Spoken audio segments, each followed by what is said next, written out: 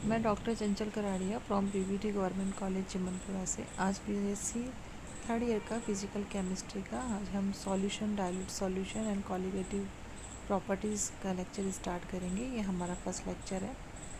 इसमें हम पढ़ेंगे क्या क्या कंटेंट्स इसमें है, सॉल्यूशंस क्या होते हैं, टाइप्स ऑफ सॉल्यूशन क्या है, आइडियल और नॉन आइडियल सॉल्यूशंस क्या होते हैं, राउल्स लॉ क्या है, कौन से सॉल्यूशन जो होते हैं वो राउल्स लॉ को फॉलो करते हैं, राउल्स लॉ से डेविएशन क्या होता है, कितने प्रकार का होता है, और फिर हम पढ़ेंगे methods expressing the concentration of solution and composition of solution. तो हम वन बाय वन ये टॉपिक यहाँ पे डिस्कस करेंगे। सबसे पहले सॉल्यूशंस क्या होते हैं। देखिए, हमें पता है कि कोई भी कितनी भी प्रकार की जो मोस्ट ऑफ केमिकल रिएक्शंस होती है वो सॉल्यूशंस में ही होती है। तो हमें सॉल्यूशंस की प्रॉपर्टी और उनके नेचर के बारे में जानना बहुत ज़रूरी है। सॉल्यूशन जैसे हमने डिस्कस किया है कि ऐसा जिसमें कि सॉलिड और सॉल्वेंट होता है। तो सॉलिड क्या होता है, जो कम मात्रा में बनाया जाता है, मिलाया जाता है, और सॉल्वेंट जो ज़्यादा मात्रा में मिलाया जाता है उसे हम सॉल्वेंट बोलते हैं। मतलब यदि हमने दो कंपोनेंट कोई मिक्सचर लिया है, बाइनरी सिस्टम लिया है, और उसमें हमने एक जो कंपोनेंट है वो कम अमाउंट में मिलाया हो तो उसे हम बोलेंगे सॉलिड, और यदि दूसरा कंपोनेंट जो हमने ज़्यादा मात्रा में मिलाया है उसको हम बोलेंगे सॉल्वेंट। तो सॉल्यूट और सॉल्वेंट से मिलकर जो बना होता है उसे हम मिक्सचर जो बना होता है उसे हम बोलते हैं सॉल्यूशन। अब सॉल्यूशंस क्या होता है, यदि हम इसको डिफाइन करना चाहें तो solution is a homogeneous mixture of two और more than two components having uniform properties throughout. मतलब दो या दो से अधिक कंपोनेंट से बनाया गया होमोजीनस समांगी मिश्रण, जहाँ जिसकी किसी भी पॉइंट पर जो प्रॉपर्टीज़ होती है, कंपोजिशन होता है, वो सिमिलर होता है, तो इसे हम बोलेंगे होमोजीनस सिस्टम। और होमोजेनस मतलब सिस्टम, तो सॉल्यूशन क्या होता है, होमोजेनस ही होता है। मतलब इसके किसी भी पार्ट को, किसी भी कंपोनेंट को हम किसी मैकेनिकल मेथड से या जैसे फिल्ट्रेशन हुआ, इससे हम सेपरेट नहीं कर सकते हैं। जैसे हम एग्जांपल दें आपको, जो नमक का पानी है, यदि हम 5% सॉल्यूशन बनाए नमक के पानी का, मतलब 5 ग्राम जो है वो हमने सॉल्ट लिया है, वो हमने 95 ग्राम वाटर में डिज़ोल्व कर लिया है। अब देखते हैं, नमक को जब पानी में मिक्स हो जाता है तो हम नमक और पानी को सेपरेट नहीं कर सकते हैं किसी फिल्ट्रेशन या किसी मैकेनिकल मेथड से। तो ये क्या हो गया, सॉल्यूशन बन गया, जहाँ पे सॉलिड क्या है, नमक है, और सॉल्वेंट क्या है, वाटर है। अब ये भी तीन प्रकार के होते हैं, सेचूरेटेड सॉल्यूशन, अनसेचूरेटेड सॉल्यूशन और सुपर सेचूरेटेड सॉल्यूशन। सेचूरेटेड का मतलब क्या है, संतृप्त, तृप्त। मतलब मैक्सिमम जितना भी सॉल्यूट हम सॉल्वेंट में डिज़ोल्व कर सकते हैं, तो उसे हम बोलेंगे किसी भी दिए गए टेम्परेचर पर मैक्सिमम अमाउंट ऑफ सॉलिड जो है, जो हमने डिज़ोल्व किया है सॉल्यूशन में, सॉल्वेंट में, तो इसे हम बोलेंगे सेचूरेटेड सॉल्यूशन। अनसेचूरेटेड मतलब कि उसमें सॉलिड की क्या है, कम है, और हम इसमें पॉसिबिलिटी है और ज़्यादा सॉलिड को डिज़ोल्व करने की।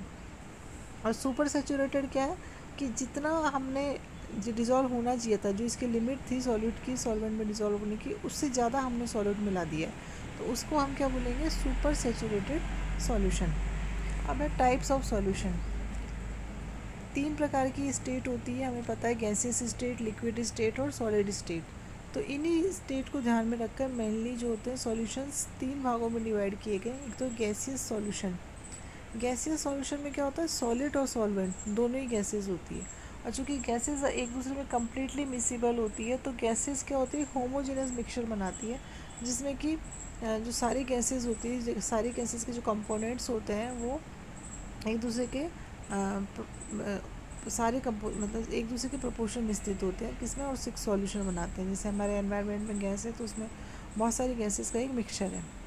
लिक्विड सॉल्यूशंस में क्या होंगे, जिसमें कि सॉलिड तो गैस भी हो सकता है और लिक्विड भी हो सकता है, परंतु सॉल्वेंट हमेशा क्या होगा, लिक्विड होगा, उसे हम बोलेंगे लिक्विड सॉल्यूशन। जैसे यदि हमने सॉल्वेंट वाटर लिया है तो it is called aqueous solution. तीसरा है सॉलिड सॉल्यूशन, मतलब जिसमें कि सॉलिड तो सॉलिड भी हो सकता है, लिक्विड भी हो सकता है, और गैस भी हो सकता है, पर सॉल्वेंट हमेशा क्या होगा, सॉलिड ही होगा।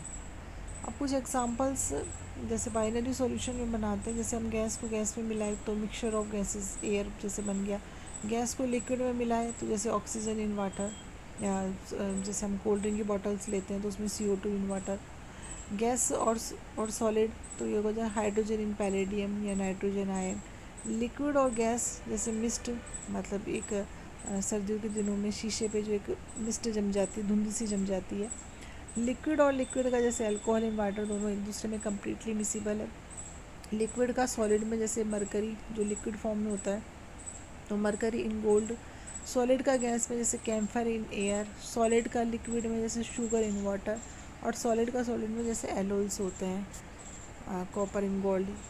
अब हम पढ़ेंगे ideal and non ideal solution. सबसे पहले आइडियल सॉल्यूशंस क्या होते हैं उनके बारे में हम पढ़ते हैं कि देखो सॉल्यूशंस में क्या होता है, कोहेसिव फोर्सेस होते हैं।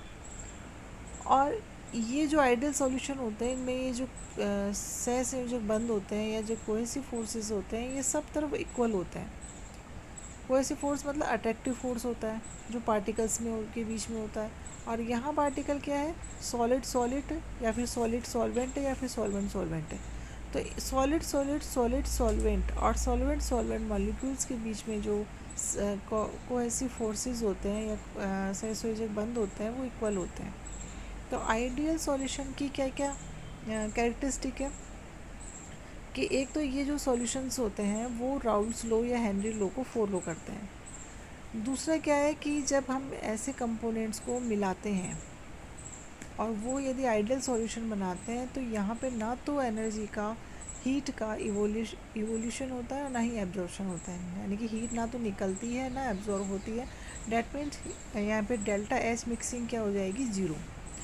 दूसरा क्या है कि वॉल्यूम जो होता है आइडियल सॉल्यूशन का वो must be equal to the sum of the volumes of the components mixture. मतलब जो कंपोनेंट्स मिलाए गए उनके अलग अलग वॉल्यूम के योग के बराबर ही क्या होता है, सॉल्यूम का वॉल्यूम होता है। मतलब कोई इसमें वॉल्यूम में चेंज नहीं होता है, यानी कि delta V mixing is equal to zero. तीसरा क्या, the ideal solution must obey Raoult's law and Henry's law.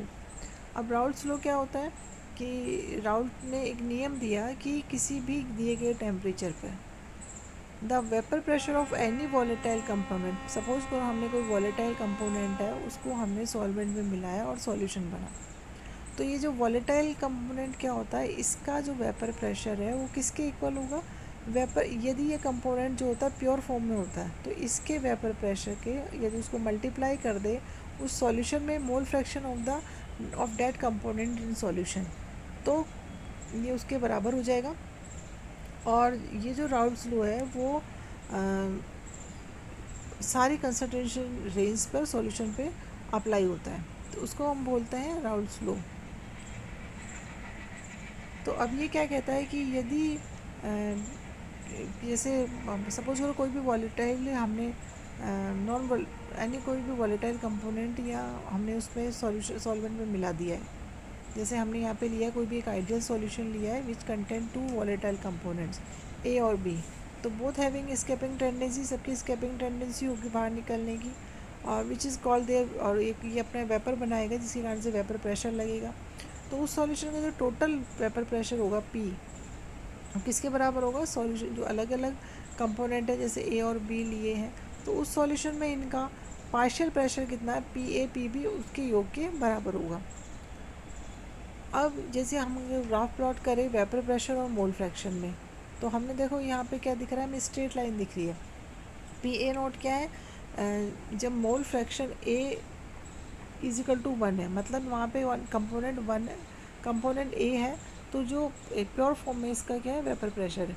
जैसे जैसे हम इसमें बी का कंपोनेंट बढ़ाते हैं ए का कम होता जाता है, उसी तरीके से देखो इसका जो प्रेशर है, पार्शियल प्रेशर, वो भी कम होता जाता है।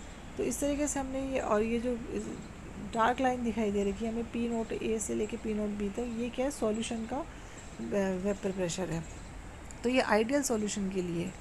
अब मान लो जैसे हमने बोला कि कोई सी फोर्सेस इक्वल होते हैं आइडियल सॉल्यूशन के लिए, यदि लेकिन intermolecular forces between solid solvent और सॉलिड सॉलिड और सॉल्वेंट सॉल्वेंट के बीच से डिफरेंट हो, तो क्या होगा, फिर ये सॉल्यूशन आइडियल बिहेव नहीं करते हैं, इनमें कुछ डेविएशन आ जाता है, जिसके कारण से हम ये बोलते हैं कि ये राउल्स लॉ से डेविएट हो गए हैं, राउल्स लॉ को फॉलो नहीं कर रहे हैं।